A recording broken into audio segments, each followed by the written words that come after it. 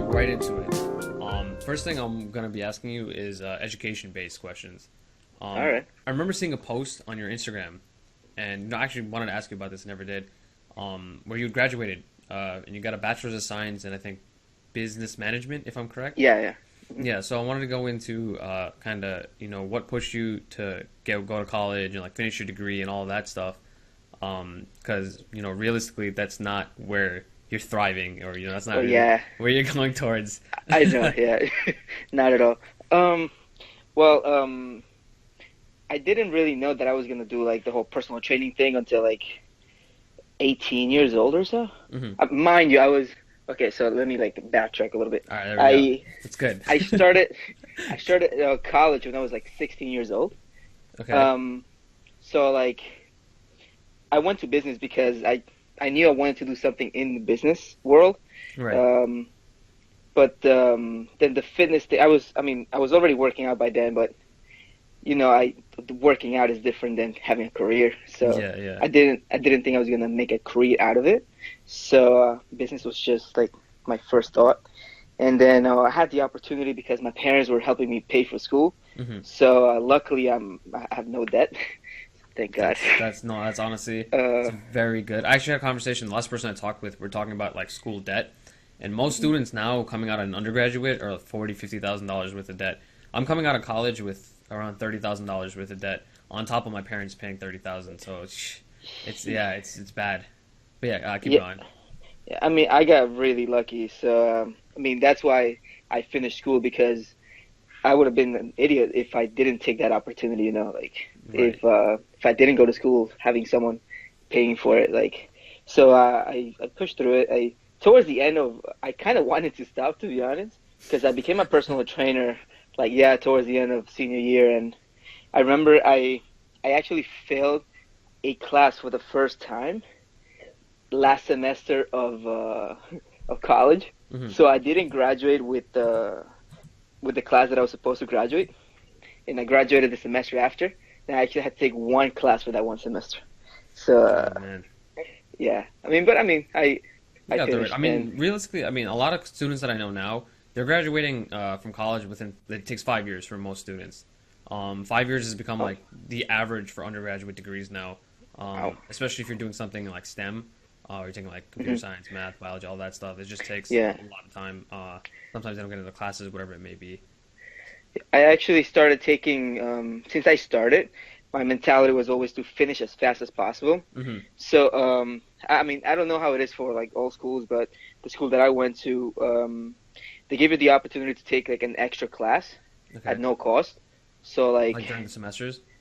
yeah, Okay. and it was like it was no cost. It was like the hell, why not? Right. Um, so I was doing so if 5 classes was the average in order to graduate in 4 years, Hmm. I was doing 6 classes for like the first what 3, 4 semesters or so. Okay. Um, So you're just so like that kind cranking of them out. yeah, exactly. So I was actually supposed to graduate a semester earlier, but then I kind of failed that last class. So I mean, like I actually finished on time, but because I was technically earlier. Um, so Okay. yeah, So yeah, I see what you mean. So you just had to take that one Mhm. class, and that was to graduate on time. yeah, Yeah, okay, okay. I mean, graduating on time, honestly, now that's pretty impressive as it is. So it's good that you have the degree. Just a quick question on you said you started at 16, right? yeah. So how did you start college at such an early age? Like what Uh, allowed you to well, do that? okay, let me backtrack even more. Um, so I am originally from Ecuador. I was born there, Okay. and if, I don't know if it was the school that I went to that did this in particular, but I used to be a little crazy when I was little, and Okay. I had two options. So my entire family uh, puts their kids in like a bilingual school, so they Okay. like learn English and Spanish. So Spanish is my first language. Okay. I learned English when I was like 11 onwards. Oh, really? So yeah. Oh, okay. So when I was like 3 years old, my parents instead of putting me in that bilingual school, they put me in the military school. So Okay. and I was 3 years old. Oh, So oh yeah, wow. That's that wait, so Okay, this is way further behind like where I wanted to be, but that's really cool. That's at 3 years old they have a program that's meant for kids to get into like a military program. Yeah, this was like back in Ecuador, and so I don't really remember to be honest. Okay, okay. But yeah, I was in military school until like the sixth grade. Then I went to different schools. I went to like five, six different schools. Um, but then once I came here to the U.S. when I was like 11. Hmm. Um, and then I finished eighth grade here. Then I went to high school. I was like 12. And then I graduated at 16, went to college straight away. So, Oh, that's really interesting. Just yeah. another question on the military school thing, because that one's like, just like boggling my mind. It's just like, so like, what does that program entail? Like for a 3 year old, what does a 3 year old do in military programs? I mean, it's not like you're gonna like. I mean, don't think of the military for a No, no, three-year-old. yeah, yeah, It, but it's just like the fact that it's meant like it's obviously like tailored to a specific outcome. Like I'm wondering mhm. like what the outcome for that is. Is it just like did you get an education while you're doing it, or is it Oh no, yeah, yeah, of course. So it's like regular school, but okay, their end goal was for you to like join the Navy. okay, It was Navy related. okay, So okay. so yeah, it wasn't like the average school where you come in straight to the classroom. I remember that as soon as you came in, you would have to do like a little meeting with everyone, and you Hmm. stand in formations. Okay, Like each class would stand like a. So this would happen in the think of the. So it was like a giant school, right. um, So like a and they had homeroom like type of situation almost, where it's just like everyone kind of like roll call type thing. not even think of in the I guess here in the US it would be like in the gym, Hmm. like like a basketball gym, but this would happen outside. It was like a Okay, massive school. okay, okay. So and every all the classes I'm talking about like from first grade all the way to like um seventh grade. Hmm. So in in Ecuador is a little bit different than here. So junior high school is from like first grade to like eighth grade, right? Okay, Yeah, in first Ecuador grade. is from Yeah, okay, okay, and then in Ecuador is first grade till seventh grade. okay. So So high you're school over there is eighth grade until 12th. okay. So Yeah, 5 years instead of the four. yeah. Okay, interesting. Um, so all seven grades, each class would be outside standing doing the whole national anthem Hmm. for Ecuador, Okay. and that's just a few differences. And then what else? Maybe that's where. Everyone would wear. Sorry to cut you off. That maybe that's where you got your discipline from, like really early on, because I I that's agree, possible. yeah, because my parents would tell me stories, man. Like um, I remember my aunt or my mom, I think it was. They told me that okay, so there was like a school like bully, right? Hmm. And I would charge the kids that were getting bullied like a quarter. I mean, so I can like protect them from the like bully, and because they were taking their lunch or something like that. And I would get into a lot of fights when I was little. So It's an early that's why they, business mentality right there. I mean the business aspect was always there because my family they have um they have like a family business with like party clothes and like tuxedos and like dress clothes. So that like I always grew up in that Okay, that kind of environment. environment, right? So like then as far as the fitness goes, I mean, I just got into it later on.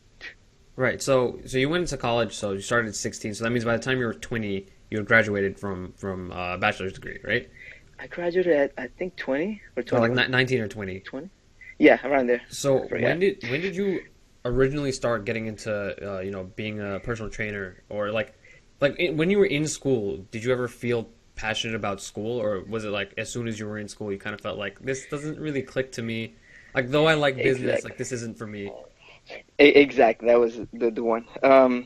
So like it was honestly it was the all the essays and the research papers and like I like the business classes because they did teach about um like management and like Hmm. how to deal with people and like real world applications. Right. But then like when it came to like researching and like doing papers and essays and like that for me was like I'm That's just I'm not for good. me.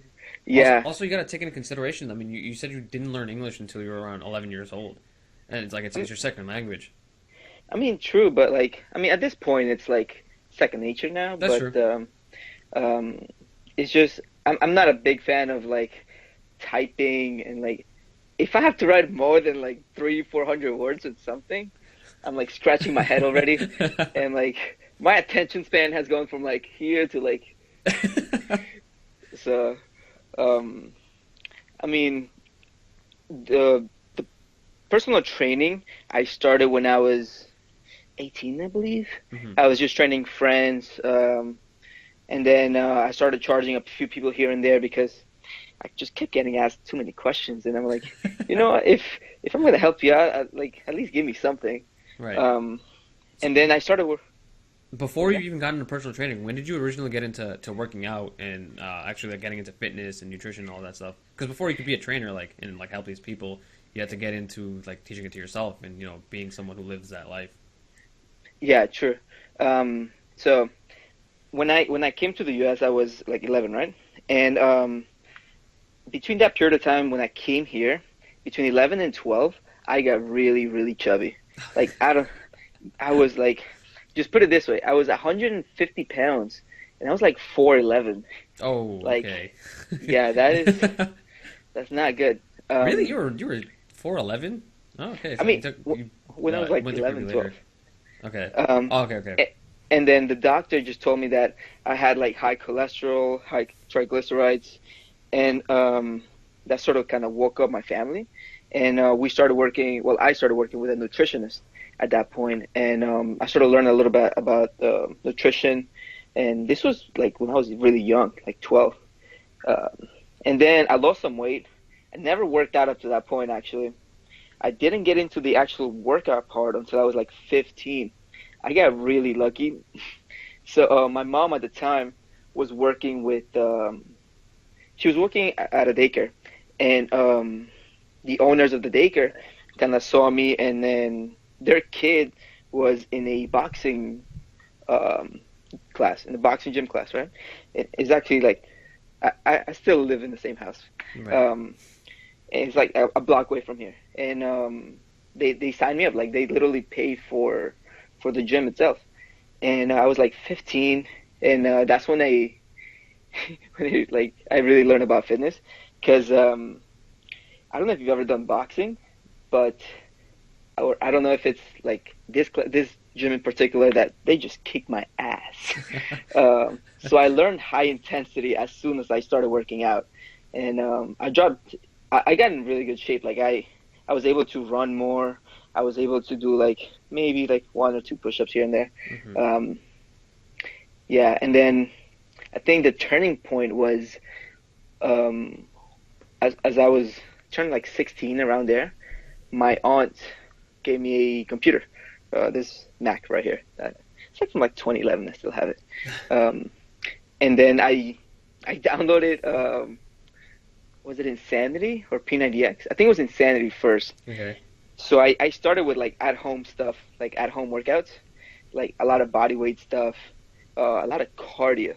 So I got really, really skinny when I was like 16. Hmm. And then I did P90X. I got a little stronger. I was able to do more push-ups, more pull-ups by then. And then turning 18, 17, 18, I got into the gym. And and ever since I started the gym, I kind of just kept that on. I like bodybuilding, so Right. That's actually really interesting. Your story is actually really similar to mine.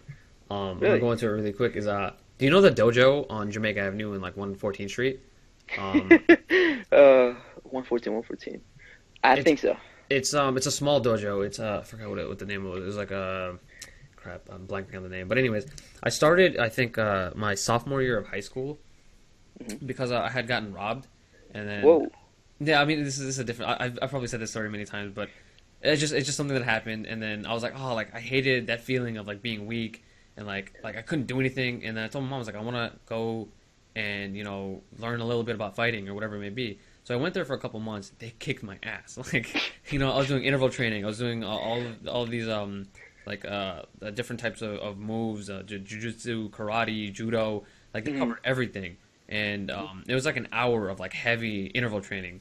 But I couldn't sustain that for too long because it was expensive.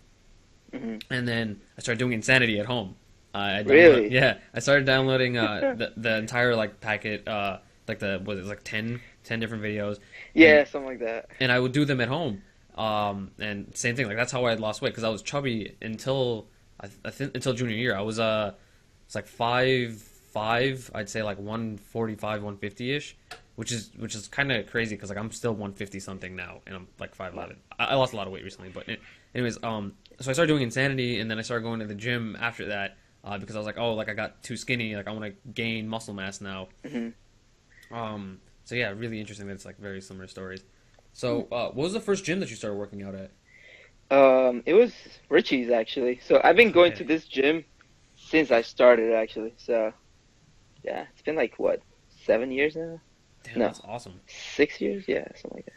Okay, so you started personal training people like on your own time, which is Yeah. also very similar to what I said. Because when I started working out, it was my junior and senior year of high school, where it was like people were Hmm. like noticing that I was gaining a little bit of muscle mass, knew what I was doing, and I started like helping my friends when they came to the gym. That's how I got Hmm. into personal training. So really similar, and it wasn't until college that I actually like went out of my way to get a job in personal training because I'm always broke. Like as a college student, you're always broke. So I was like, all right, this is like a nice I way to remember. make some money, make some money. So for me, it was more for like the financial reasons, and then also Hmm. because like I could help someone on top of that. So like, when did you make the decision that this is lucrative enough for me to make it my viable career path on the side? Um, it was about a year-ish ago. So I was what? When did I start working for Crunch? I think it was 2021, around there. I started working. So I was when I was like 20, when I was about to graduate high school, I was like, I need to be in this environment because I thought about competing ever since I was like 18. Hmm. Like as soon as I started weightlifting, all those like motivational videos, Men's Physique was just coming out at the time, Right. and I was like, because at that point it was either just bodybuilding, you were either huge or nothing at all. So like Men's Physique kind of came into play, and it was like a very achievable look. So I was like, damn, I can do that. Hmm. So I started training since I was like from that time, from like 18, for pure weights. Like the main goal was just to grow. Um, then when I was like 20, about to graduate high school, I was like, I need to be in that environment. Like if I want to take this to that, I was already thinking about um, like getting to the Olympia since I was like 18, and I was like, if I want to get there, like I need to be in this environment. So I started applying for a job at a gym, at any gym. Like I Hmm. think I applied to every gym, New York Sports Club, Gold's Gym, I think. Yeah, and then Crunch was opening a location in Brooklyn, so I started there as a front desk. Okay. Um, yeah, and then I was already doing training on the side. Um, so like when they told me that they had a location around my house, the Queens, I just like switched over here, and here's where I became a trainer. Hmm. And then like it just went from there. Um, as I kept getting more and more clients, I realized that like I mean I don't want to say anything bad about Crunch, but like gyms in general, they just take such a big percentage out of what the client pays. Um, so I was just looking for a way to. I didn't want to overcharge clients. Honestly, I'm not a big fan of like clients having to pay like $100 a session. Right. Like, That's um, outrageous. That's too much. For it. a lot of people, like even those who are relatively successful, it's like that's so much money to see that progress. Like yeah, I want to see change, but at what cost? I can't really afford it if it's that much. So my mentality is that what gets results, it's the consistency. Um, I mean, I can charge $100 a session, but that may make someone, instead of me seeing them 4 times a week, bring it down to maybe once a week, just because it's a lot of money. Um, and what's going to work better, me seeing them once or 4 times a week? Hmm. Um, so yeah, that was kind of my mentality. And then I just didn't like that the gym took such a big percentage out of what the client paid. So I just I found a gym that I can train him without having that fee, and majority of the profits go to me. So um, to put it this way, I was working a third less, making double to like triple what I was making working for Crunch for like a Oh big box wow, gym. that's a huge difference. So Exactly. a big question would be so because I wanted to do personal training on the side too. Hmm. For those of those of the people who oh my god I can't talk sometimes. For those of who are listening and like know me, like they probably know like I've worked at Crunch my sophomore year summer, and that's when I had originally met you. Yeah. I was thinking like after that summer, I was like I want to start my own business on the side. A big aspect that kind of deterred me from starting that would be like insurance liability. Working out at a private, I'm sorry, a public gym, a corporate gym, and them being okay with you doing that. So like, how did you kind of get away from not get away with, but like, get the okay to be able to do that at this gym? Well, in this gym, they don't really tell you anything, Okay. which, oh, thank God. So that's why I did that. Like, that's why I was able to, get some of the clients I already had transfer over. Hmm. They were paying the same. So, and if you do personal training, like, you'll know, like, your clients, once you get a good client, like, they don't want to train with anyone else but Yeah, you. without a Like, doubt. so, so that's kind of what happened, and I just brought them over. And then as far as like insurance, you'd be surprised. It's really not that expensive. Really? Um, yeah, Oh, like private training insurance, it's like $15 a month or oh so. wow. I thought And it'd be you're a lot covered more than that. and you're covered for like up to half a mil or so. Oh wow. Okay, so I should have looked more into it. Maybe I would have done something more on that end. The tricky thing is just finding that one spot. Right. I mean, another route that I was thinking was like renting out a like a fitness studio or something like that. But I just didn't have well one of that like I can't do that. But at the same time, I don't know about the equipment. Like Hmm. I wouldn't have the same equipment that I have access to now. The renting meaning I would have to get more clients as well. So that would kind of put me back into what I was doing before. So it was like I just got really lucky to be honest to be able to find this spot. But there's other gyms out there that do charge a fee. For example, like um, they will charge maybe $20 per client that you train. So that's another option. Um, so you don't have to like work for them in particular. You just like sort of like pay your rent and then that's it. Hmm. So yeah, there's a few options out there. All right. So is Richie Gym more of like an old school type of gym? Very old school, Okay. yeah. Okay. All right. So my next line of questioning is going to go into competing, because you recently had your competition at the Yeah. Arnold, but I think Mhm. that was your third competition, right? Fifth. Fifth competition. Okay, I was off by two. Yeah. Should have done more research. So because I remember your first competition, the tanning was a big issue, I think, right? Oh yeah, I remember that. Oh So God. when was your first competition? And you'd said that you wanted to get into competing, go to the Olympia, Hmm. do bodybuilding pretty early on. So when were Yeah. you actually confident enough and willing to go into a real competition? So it was I was what 21? Was I was 20, turning 21. So like my first competition was like 2 months before my birthday or something like that. Before I turned 21. Um, honestly, I was saving up ever since I was like 18. I was like, if I'm gonna get there, and to like save up some money and work with someone. Um, so I was sort of like in the back of my mind. I knew kind of what I had to do. Like I knew I wasn't gonna do this by myself. Um, just because like I mean, think of like all athletes, they all work with a coach. Like Hmm. there there is It's no someone like to hold you liable. exactly. And plus, I didn't really know what I was doing. So like, how do I get ready for a competition? Like I don't know how to pose. I don't know like the Hmm. diet that I've never gotten that lean.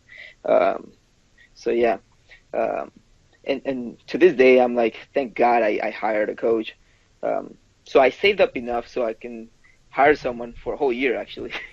Oh wow. Um, Yeah. I mean, it comes out cheaper. I work with someone. His name is Chris Villa. Yeah, Um, I was about to mention him. yeah. Is it did you start working with him since your first competition? Yeah. Oh, okay. So Um, how long has it been since you've been on the Villa team? it's almost 2 years. Okay. Yeah. Like a few more months is gonna be like 2 years. Um, and then honestly, I was just like, screw it. Like at that point, before I decided I went to the competition, I kind of had the money. Um, and then it was this one guy in particular. It was a crunch. Um, he was an IFBB pro. Hmm. Um, his name is David Pacheco, and he had made it to the Olympia. He placed sixth, 2013, 2014, Okay. and to me that's Right. like that's That's like big like stage. Like you're kind of like up there with the pros. exactly and I mean sixth in the world on the stage that I eventually when I get up to like any advice he gives me, I'll just take it. Hmm. And I was talking to him and asking him if he knows of anyone that can help me out and guide me through the process. He recommended Chris, and I looked into him and he was close by. So you know what? I was like, let me just do it, and we started getting ready for that. And then I competed at the Brooklyn Grand Prix Hmm. 2016 for the first time. Okay. So you've done 5 competitions in 2 years. Okay. Yeah, well, you've been on it. Ish, yeah, yeah, man, it's been crazy. So what was your body weight the first competition versus this last one? Because this last one, man, Oh, you came in strong. And I know you came in, I think seventh place, right? yeah, seventh place, yeah. Yeah, like I know, like that may seem like oh, what happened, but you were up against some professionals, like you Well, came in with a very strong physique. I'll tell you something. Backstage, man, for this last one, it just like these guys were looking like superheroes. Like seriously, man. Like it was an amateur show, but like they're all wanting to become IFBB pros. Right. So I'll tell you something. They were looking like pros. Um, like you just don't become a pro unless you kind of look like one already. Hmm. Um, but my first show I stepped on at 153 pounds, I think it was. Oh wow, that's And a this huge difference. this last one was 176. I weighed like 2 or 3 days before the actual show. Hmm. I'm pretty sure I probably went down even more. I just didn't have a scale to weigh myself. Hmm. So I'll say my stage weight was 176. Okay, so you gained like a solid Yeah, to over 20 pounds of lean mass. yeah, man. Impressive, man. Yeah, I've been trying like crazy. Right. So a big thing that I'm not sure about and I would like to get explained is like the difference in levels of bodybuilding. As I know, like you do the amateur competitions and then you have to get a card for the IFBB and then like you slowly work your way up the ranks. So it's like I'm not sure how the system itself works. Yeah. So I compete in men's physique. So bodybuilding for men. Hmm. It's broken down into three main categories. You have your bodybuilding, and then bodybuilding is split up in like more like heavy, lightweight. But for now, let's skip the main three Hmm. are bodybuilding, which is the guys with the little trunks, the Right. ones where Okay. we can actually see their glutes. Hmm. Then the second one is classic physique. It's very recent, came out just about 2 years ago now. Um, they wear like the shorts, like briefs. Right. The board shorts. So no, not the board shorts, Oh, like okay. boxer briefs. So like you Okay. can Okay. still see Okay. their legs. And then there's men's physique, the board shorts, which is Okay. the ones that I compete in. Right. And then to become like, if the goal is to be at the Olympia, you start off by doing national qualifiers, which is there's a few around the country. Anyone can compete in these shows. You sign up, and if you place top two in your class, you become nationally qualified.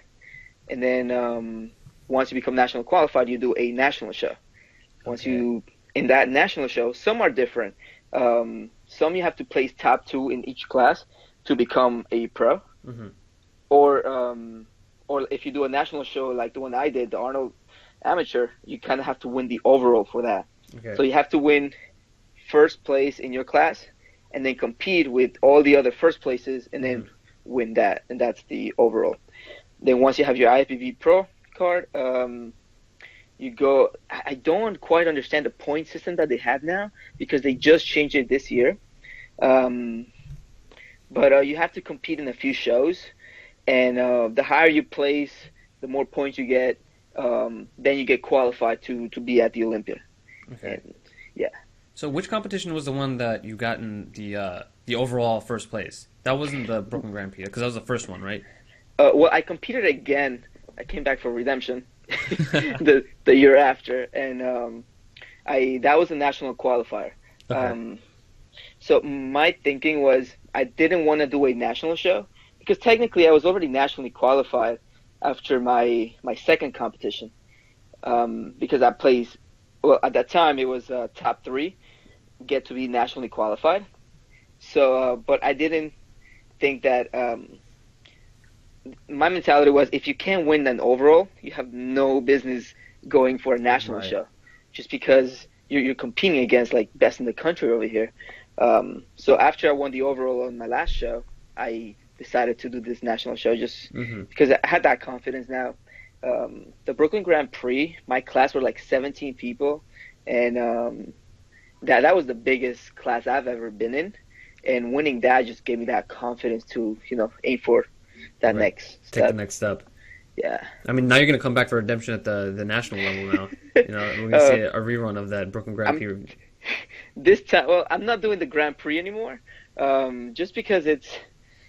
Um, I need to focus on just growing now, Mm-hmm. and uh, not so much necessarily growing per se, but I one of the things that I know I kind of need for my next show is I do need to come in more condition.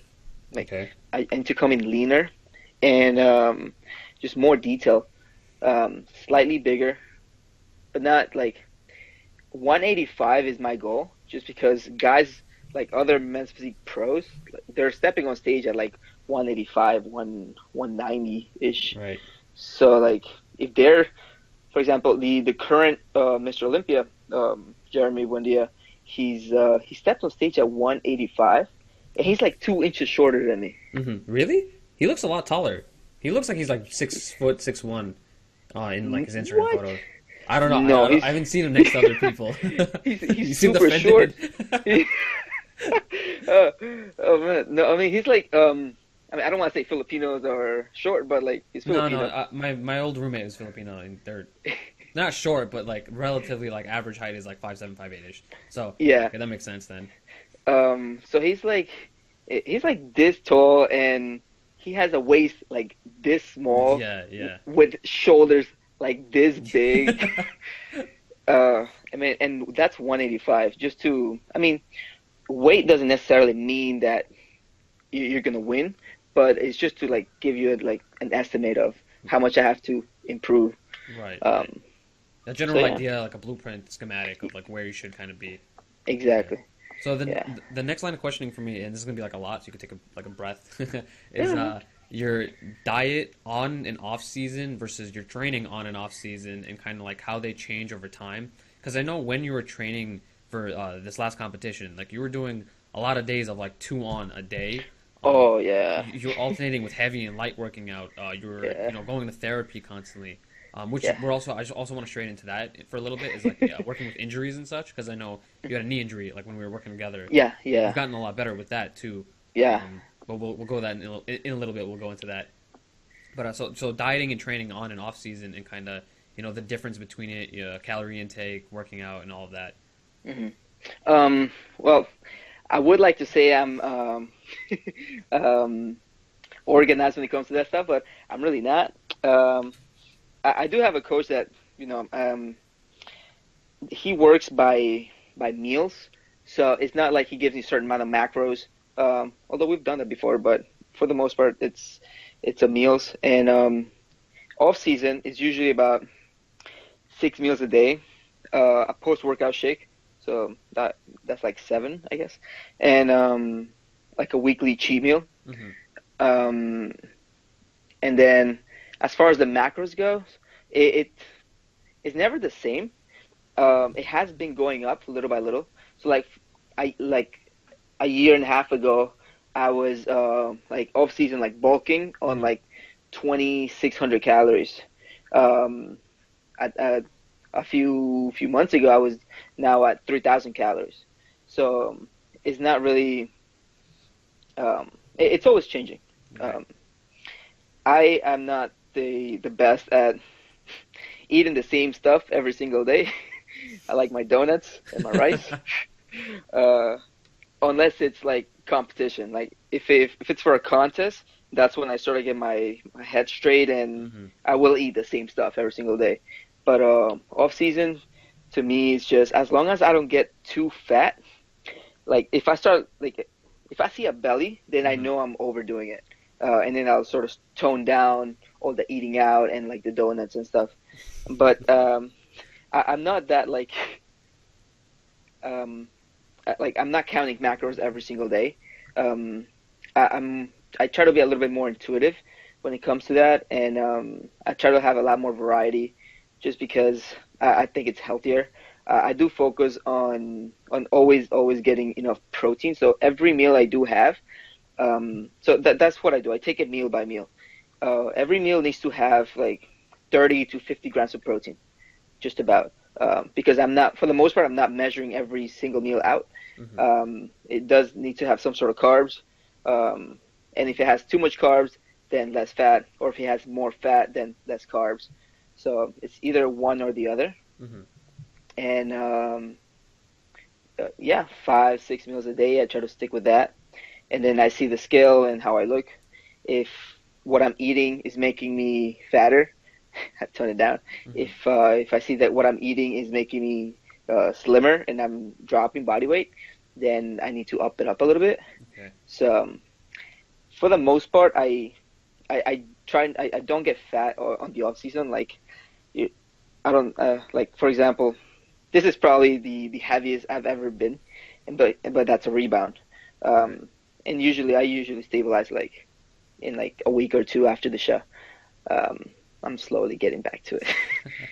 And then when it comes to the actual show, it it that's when I like dial in, and it's pretty similar. Um, for the actual protein, it's usually about 6 ounces, 6 to 8 ounces of a protein every single meal. So Okay. whether that's egg whites, chicken breast, steak like sirloin, I'm sorry, not sirloin, flank steak, Mm-hmm. salmon, Mm-hmm. tilapia.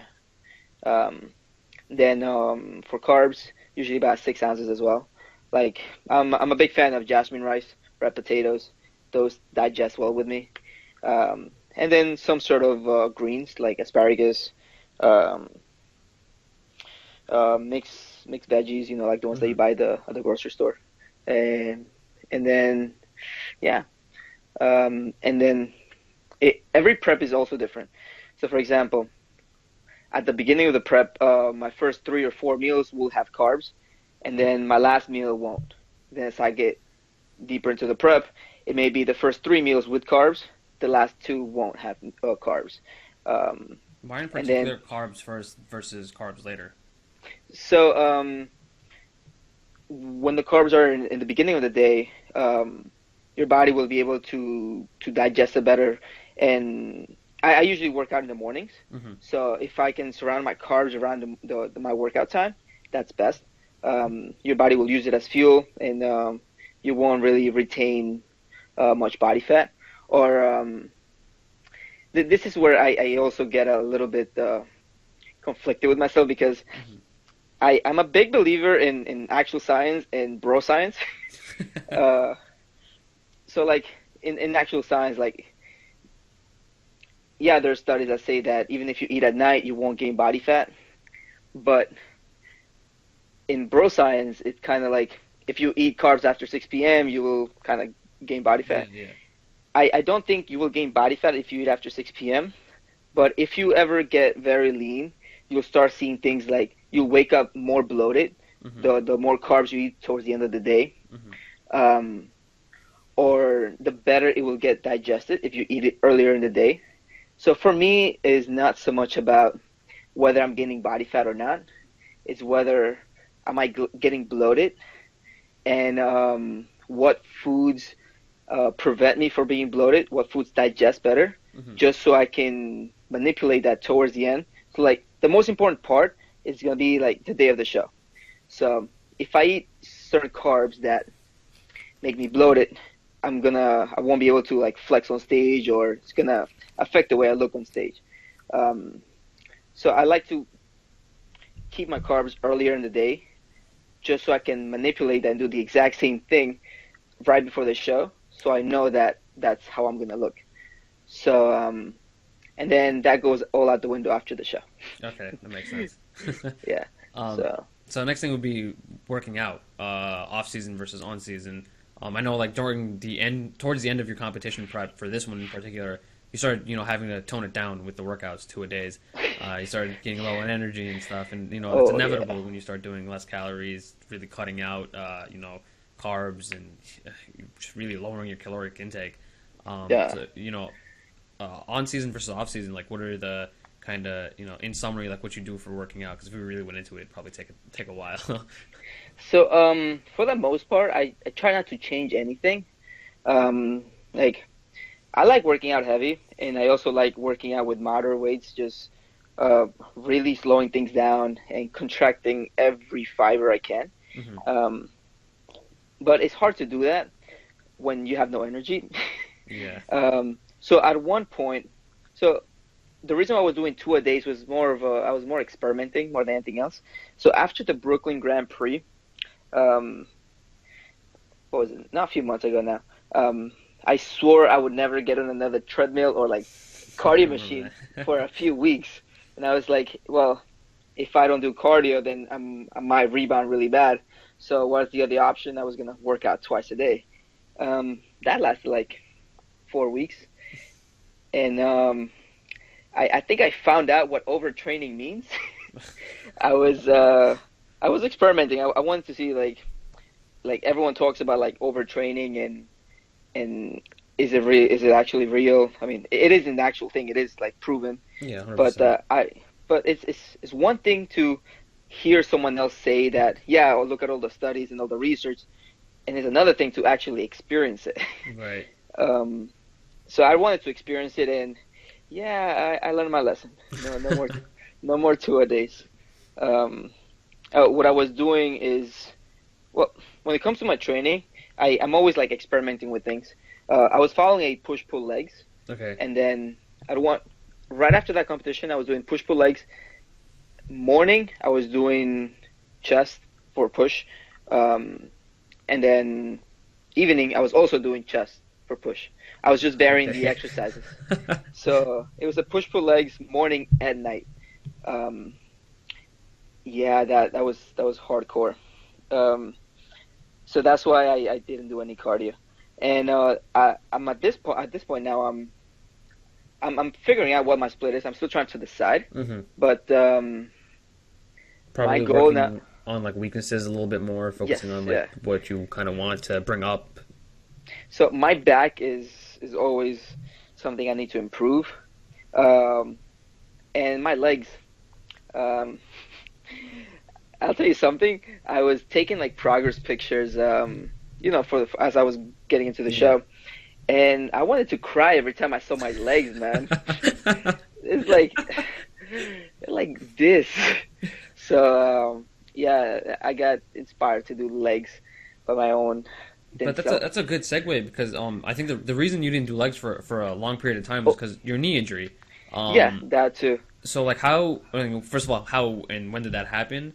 How you dealt with it in kind of like the middle phase versus how you're dealing with it now and how you've gotten better with working out either with it around it or how you've remedied the situation in total. The injury happened about shoot like a year ago. Um, it was a meniscus tear, like the lateral Ooh, meniscus. yeah, yeah, So okay, this the that's knee bad. is right the outside. Right. It wasn't like a crazy like tear. They told me I didn't need surgery, and that I just needed to go through rehab and not be an idiot at the gym. Um, so the reason why it happened was um, at one point I was very obsessed with trying to grow my calves, so I was going really heavy on the Oh calf raise no. machine. So it didn't happen on the actual calf raise machine, but this one particular day, I'm talking about like really heavy, like 8 plates, like on the Oh my calf raise. God. Yeah, they got really strong, but they just didn't grow. And this one day in particular, I was playing around with some new movements with bands and glute activation exercises. So I remember this one in particular was the one that caused it. I was sitting down on the stability ball with a band around my legs, Hmm. so it created tension against it, and I would Hmm. have to push out my knees, right? Okay. It's almost like mimicking the abduction machine where you're pushing out with Yeah, your yeah. knees, and that kind of caused it. I had like a little crack, and it was hurting, but I didn't think it was like horrible. I didn't think I was Hmm. like injured or something. I was like, damn it, it's bothering me. It's like it's annoying kind of pain. And then I think it was like a few days later, all I did was jump up to reach something, and that's the It tore. I don't think it tore, but I just heard like a slight pop, Oh, okay, and okay. after that, I that's what made me go to the doctor, to be honest, because it was like I was limping for like 2 3 days, and yeah, I couldn't really do legs at all. And yeah, I went through therapy. Um, I think that the main thing that helped to get rid of my knee was a mixture of taking some time off from pounding my legs. Hmm. Um, it was a mixture of changing my diet a little bit, just avoiding heavy inflammatory foods, Hmm. adding um,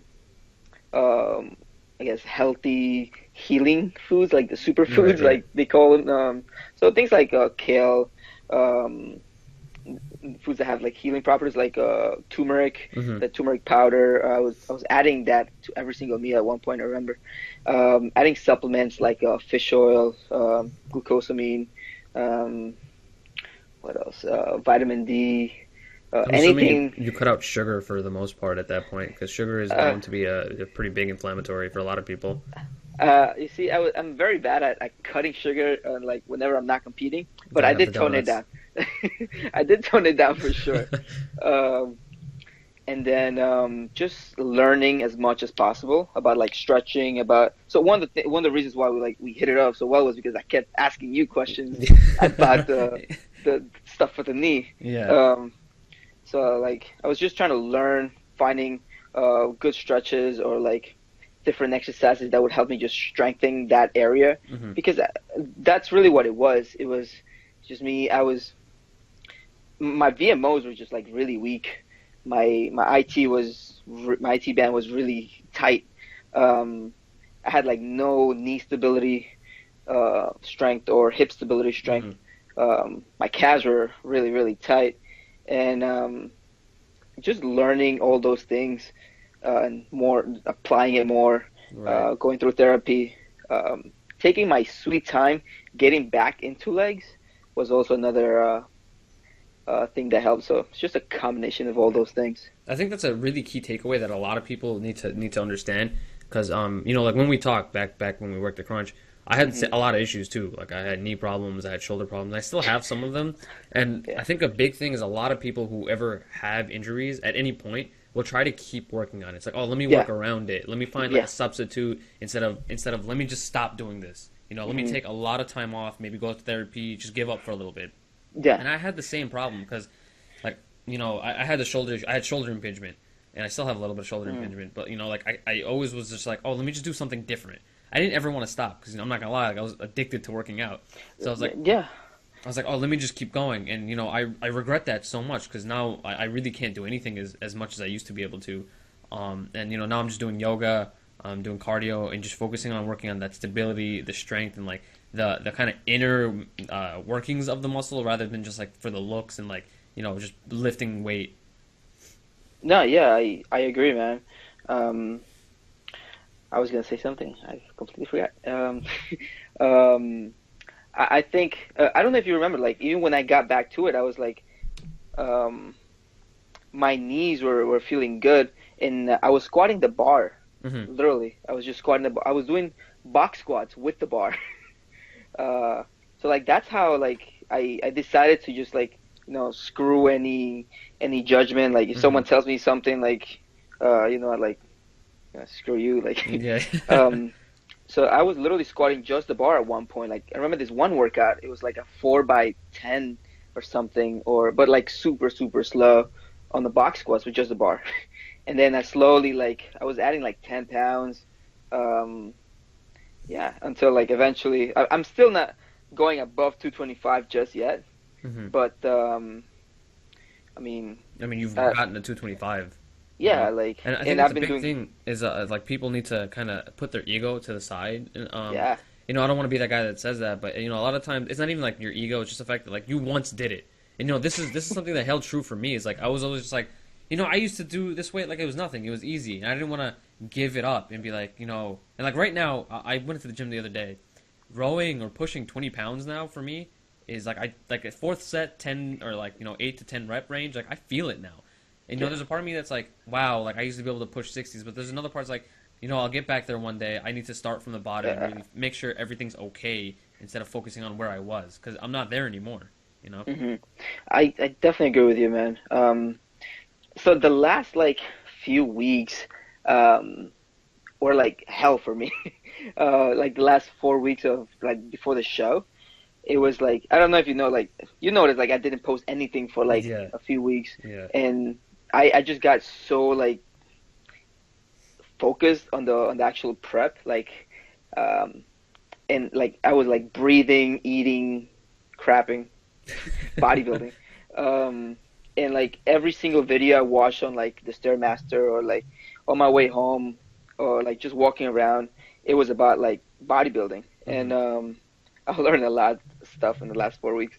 But one of the main things that I learned was or people that I follow that I learned from is I don't know if you know who Ben Pakulski is. No. Well, he has a podcast as well, Okay. um, and he's a bodybuilder. He's an IFBB pro, and really he's like he made it to the Olympia. I believe he placed like top 10 in the last like 5 years or so. Um, but yeah, he's like really smart dude, and his thing is perfect execution on every exercise. So, for example, take a one arm dumbbell row Hmm. instead of you know going really heavy. Like I've done like 150 pounds before, but Sheesh. did I really? But did I really feel my back when I did that? Did I? How did my joints affect me? Hmm. And how well was I able to recover for the next workout where I have to do the same exact thing? Hmm. Um, so those things like that's kind of what I've really learned the last 4 weeks when it comes to like exercise and my own training is just slowing things down and being able to contract literally every muscle Hmm. that you have in your back. So like if I'm doing a row, like I was dying with like a 50-pound dumbbell doing the Right. row, and it was only for like 8 reps. But if you can like, this is what I really focus on is just being able to control your body to the degree where like you don't think about anything else. Like Right.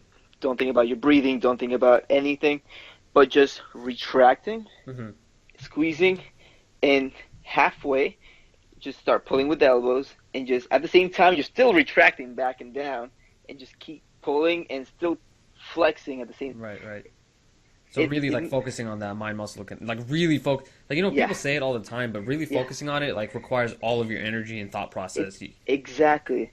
And if you can do 10 reps with let's say 100 pounds, if you apply that principle you'll probably bring that weight down to like maybe 40 pounds. Right.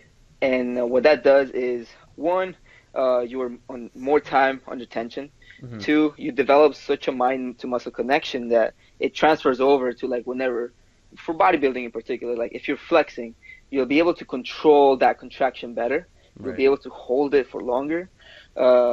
Your joints are not as affected because, you know, 40 pounds is not the same as 100 pounds.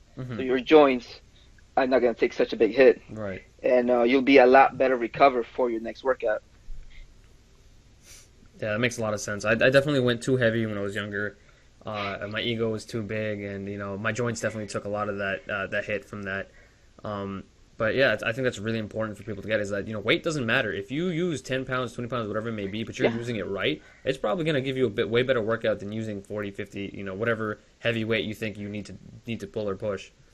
I agree, man. And I mean, I like going heavy too, but there's like a time and place. Like Yeah, yeah, exactly. I can't recover if I do a barbell row with 315, I won't be able to do back in 2 days again Yeah, because yeah. everything is shot.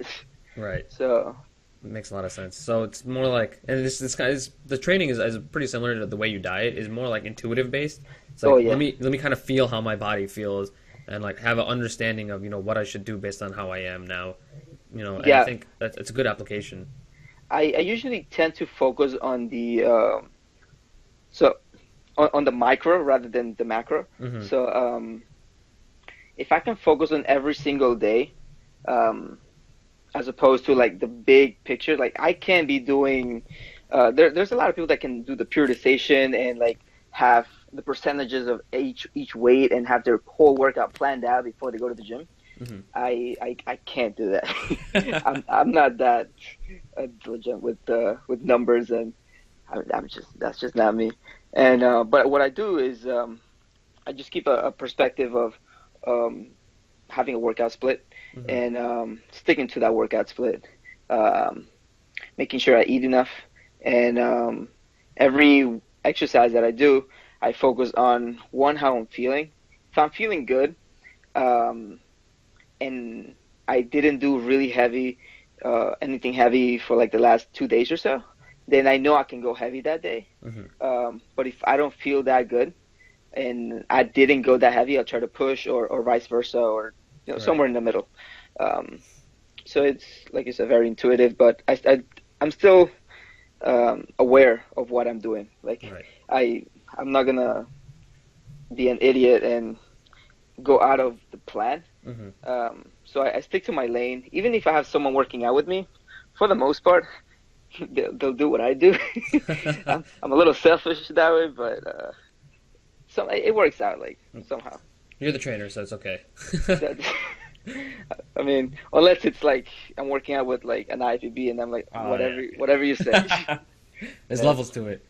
yeah, exactly. So the last thing I want to cover now is so one you might take a long time to talk about this is being a foodie, talking about Oh your love for donuts and how you got into that, and then man. build and don't stop, which is Mm, the movement that you're going for, kind of explaining and I know a lot of your kind of influence has come from a lot of the fitness moguls that are out there now, the influencers that have impacted so many lives.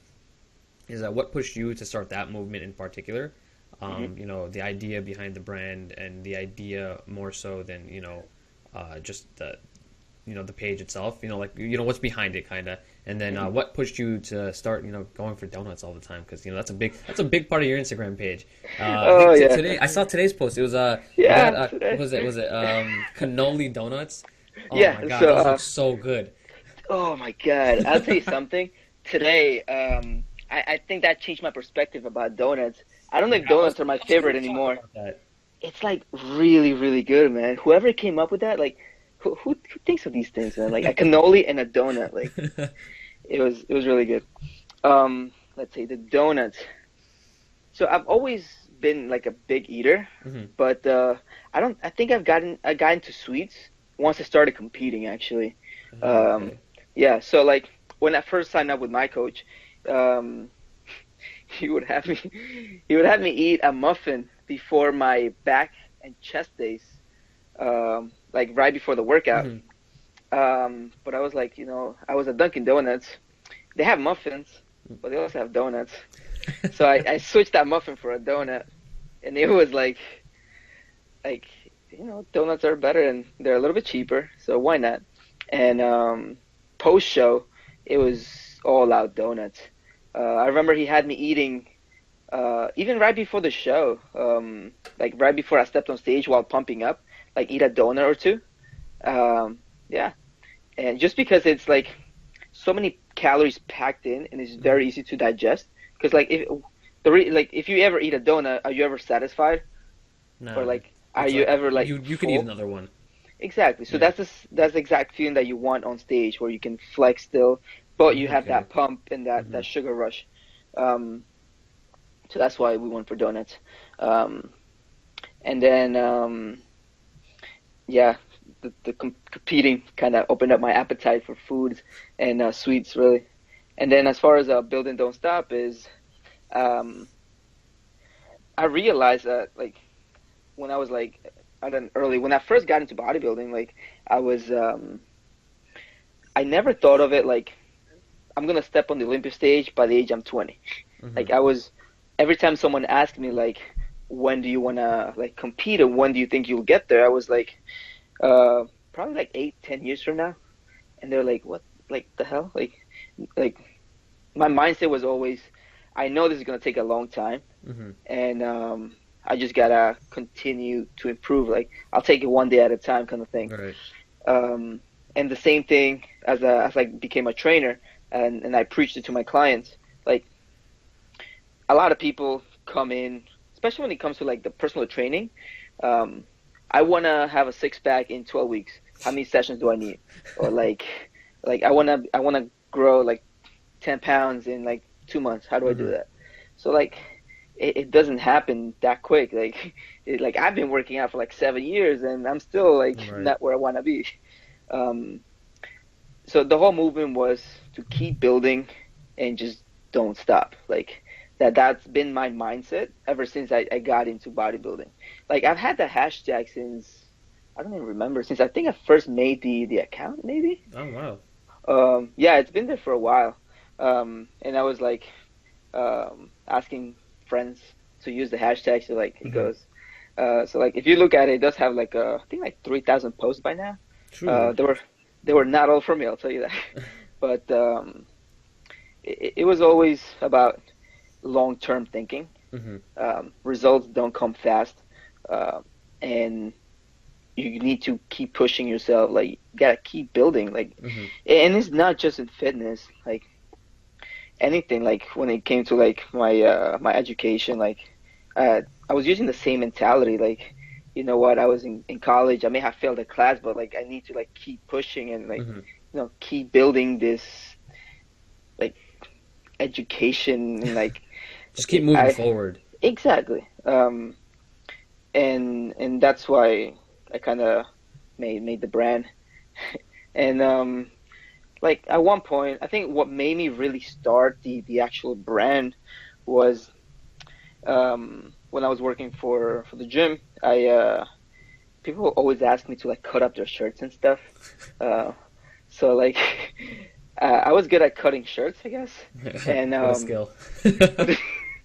I'm talking about like seriously, like it was every day someone would ask me to cut up, make their shirts into a tank top, Hmm. and until one day I made my own shirt. Like I still have it, but it's like it's like a Microsoft Word type font, Hmm. and just said build like hashtag build and don't stop, Hmm. it, and that kind of just like always stuck in the back of my mind, and that I wanted to like make this into a brand, and then recently, what the past 3 months or so, I that's when I really like started just getting into it, and I was like, let me. I had the money now, and like let me just like go through with it and see what happens. I Right. was just something got to me. I was um, the only thing I can think of was if it doesn't have to be perfect to be done. So you just have to Hmm. do it, even if it's not perfect. Learn, Right. um, adapt and make it better. Right. Like even this, Improvise, overcome, adapt. You know, exactly, man. it's the same thing for and I say this all the time. Is like I recently I had to like poll on my Instagram. Is I have no idea what I'm doing with the podcast. It's just once you force yourself to start, you keep going with it. Yeah, The momentum just pushes you forward, and you're like you don't. There's a part of you. It's like once you start, you don't want to let it go. Like I you're already agree. doing this. Like you're just gonna keep going now. Um, yeah, I agree, man. And then well, the last like 3, 4 weeks kind of took a toll on me. So I just like this competition really like just like drained me. Hmm. I blocked out literally everything like things from my YouTube. I started a YouTube channel. I only have 2 videos Right. and never like updated it just because it was like even the Build and Don't Stop page. I don't think I posted in a few. Um, but like well. when it comes to the build and don't stop, I actually sold out in like the first 2 weeks. It's Um, awesome. yeah, I mean, I was really happy about that. That people were actually DMing me to place an Hmm. order. But then for the last few weeks for the prep, that kind of just like I like it came to a stop. And but don't worry, something is coming up soon. So Hey. All right, so that's a good way to wrap it up. Is what do you see in your upcoming future, like short term, or the next show or anything like that? I know you just had your show, but if you're ever thinking if you're thinking of one coming up, and kind of the next steps for you as both a bodybuilder and an owner of Build and Don't Stop. as far as me competing, this last show just taught me a lesson. I'm definitely gonna take a year off before I step on another stage, and it's most likely gonna be the Arnold as well. Hmm. So I'm I have like a year left to prep for that. And as far as where do I see myself, I right now I'm working on my social media, like Right. see if I can work with a company that I like, get sponsored, just meet as many people as I can, Hmm. while at the same time trying to build my own brand, build and don't stop. And yeah, there's just a few things that I'm working through for that, like things like the for the shipping, like the PO box, Hmm. the Kind of like the back end of everything, the yeah, operations and stuff. exactly, like website and stuff.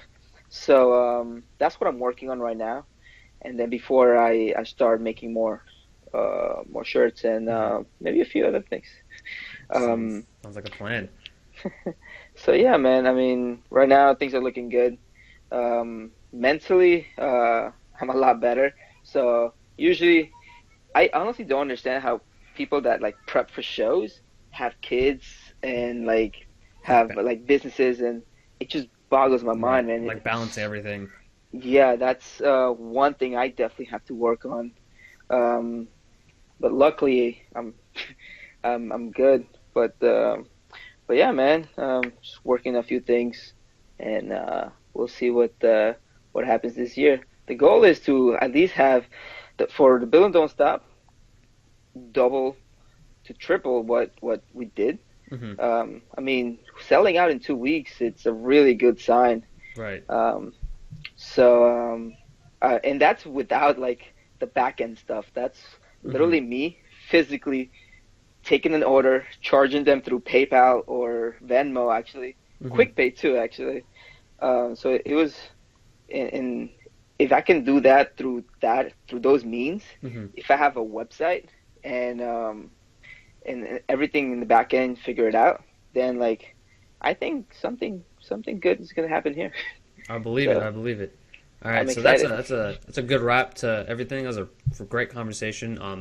For anyone who listens, watches, or pays attention to this podcast, I'm gonna be linking your social media in the description. Oh, thank you, Your man. website, your Instagram, Build and Don't Stop, and your hopefully if anyone ever needs help, he knows what he's doing. If you see any of his posts on Instagram, like he looked goddamn good for his last competition. So if you need help, if you need a Thank you, man. trainer and you're in Queens, you're still in Queens, right? Yeah, yeah, Queens, Queens. Yeah, so if you're in Queens and you need help, like go to him. Like he works out at Richie's gym. And other than that, thank you for all the people who listen, tuned in. And I will catch you on the next one. I'm actually recording with a friend right after this one. So Oh, if damn. there's anything else you need to say, you know, let it out. Tell the people. Let them know. Um, Well, I guess whatever you guys are doing, whether it's like your career, relationship, business, fitness, just don't stop because there's like a little pebble on the road stopping you. Like there's right. always gonna be problems. Just gotta push through them and don't stop. Just build and don't stop. All right. Yep. Thanks, guys. Thanks for tuning in. Peace out.